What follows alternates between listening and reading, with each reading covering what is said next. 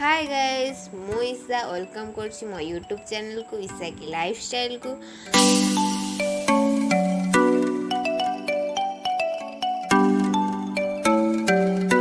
आज ब्लॉग हूँ गोटे व्रत घर आपण मैंने तो जानी ओडिया घरे ब्राह्मण मानकर व्रत घर है तो आज आम सार भाईंकर पुओंकर व्रत घर चलती तो आम ए सार घर पाखे पहुँची जाइछु। तो आज आम केमती कौन मस्ती करूँ आउ केमती मजा करूँ केते एंजॉय करूँ आपण मैंने भी आम सागर एंजॉय करंतु केमती कौन मो दिन सारा कौन मस्ती करूँ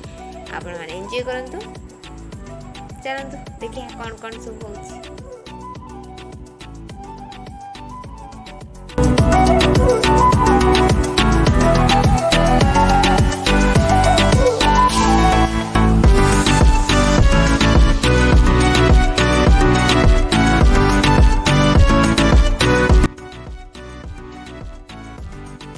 सो आपण मैंने देखिपे आम सार घर केते भिड़ केते लोक केते बंधु बांधव सब आसिक भिड़ हो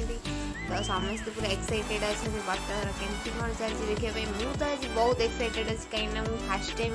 माने ब्राह्मण घरे के आम तो ब्राह्मण नुह ना से ब्राह्मण घर को केवे भी इनभाइट होना कि व्रत घर देखा आज आम सार से सौभाग्य मत देती तो मुझे देखुची केमती कौन व्रत घर चलती केते एंजॉय कर भी एंजॉय करूँ मो सागर बैठी पूरा मजा मस्ती माति जाइए ओके हस मोर पूरा लक्षे टंकिया हस मोर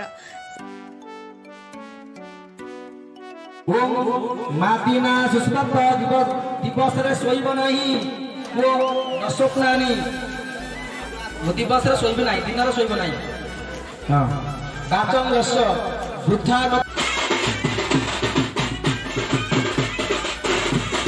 तो ये आम पूरा बोर हो गलु सब माने एते मंत्र पाठ शुणी शुणी तापर आम बस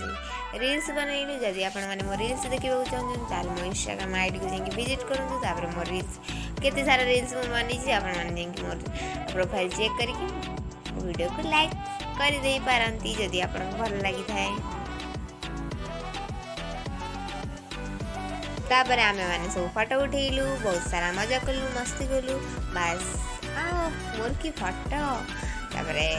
बस ये तो आम सब फोटो उठेलु और ये होने आम स्टार। सो आज ये जदि आपको ये वीडियो भल लगी था मो वीडियो को लाइक करंतु शेयर करंतु और सब्सक्राइब तो निश्चिंत करके जातु।